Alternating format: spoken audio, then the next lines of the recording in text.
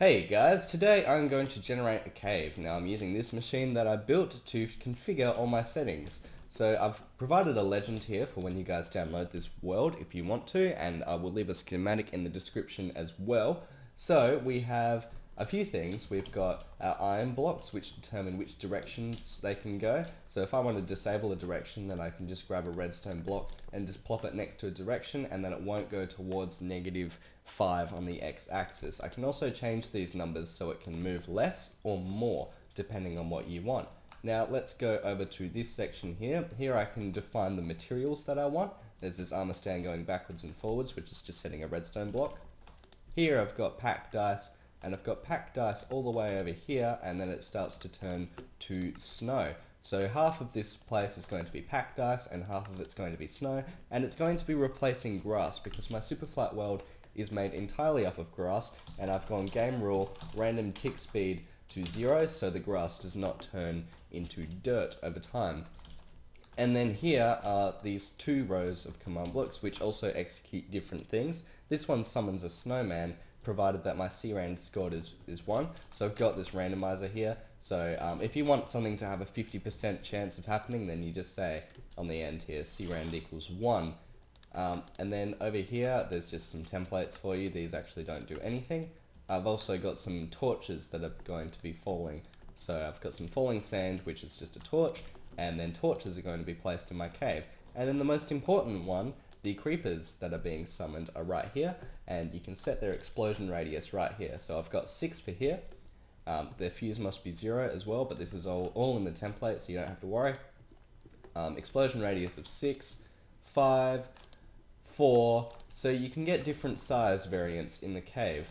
And now the most important one right here is where on the y-axis are you going to place your cave. So I've just got it set to 80 for now.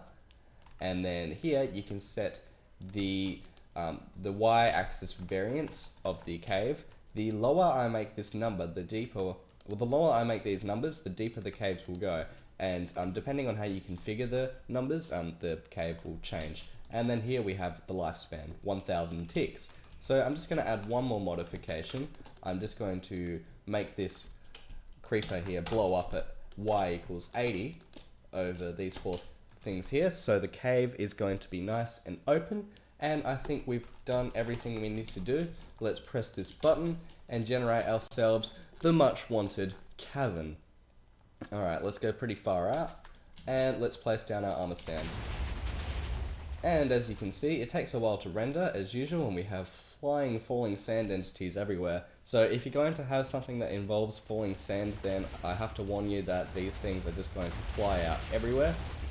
So as you can see, it's generating some pretty neat terrain for us. Yeah, that looks pretty nice. It is pretty low at the moment because the numbers that I set are pretty low. So you've got some, wow, this is really wicked. So randomly generated hills with torches. This is the kind of terrain that I love. World Painter, I personally, I know that you can do this on World Painter, but I can't do it because I'm pretty bad at World Painter. But these hills are absolutely amazing, except the terrain is just a little bit sharp with those random blocks just everywhere, like this one here and like this one here.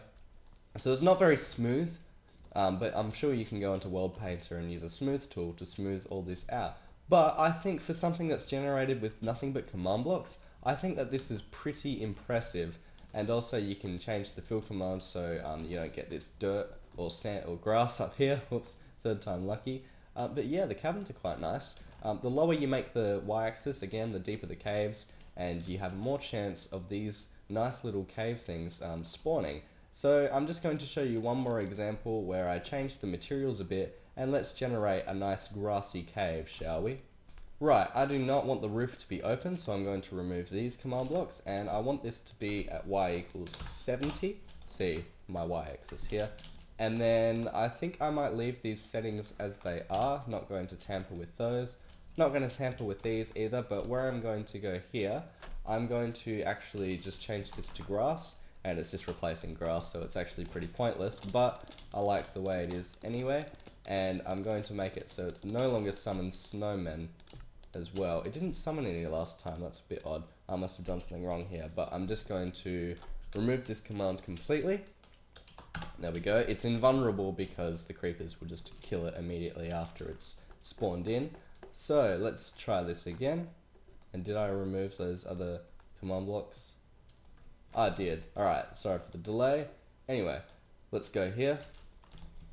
I'm not going to do a tutorial for this yet, but I'm going to do a finalized video later on. Alright, if you're confused about how I'm generating these things, then please check the tutorials that I've left in the description. And we are now generating ourselves another cave. Wow, this looks pretty cool. Better torch. Better than I expected, actually. So we have a nice little cave here. Well, not really little, but I think that this looks beautiful. Even though it's just one material, I think it's quite beautiful. The way the cave has generated. It goes upwards. Wait, does it go? Yeah, it goes really narrow because I set the spawn. Well, the explosion radius is different. So this is an example of an area with a low explosion radius. So let's go through here. And now the cave has opened up again completely. I'm sorry about the lighting. I'm trying to light this up as best as I can. Actually, let's just give ourselves night vision. Alright. So yes, it's quite a beautiful cave in my opinion. Not trying to boast or anything, but I think this is quite pretty. So if you want to get your hands on this, then please check the schematic in the description and the world download as well if you just want to use the world that I'm using. And wow, this is crazy. This is like something you get out of a CTM generator right there. So yeah, and it even generates things like torches and whatever you want. So thank you very much for watching.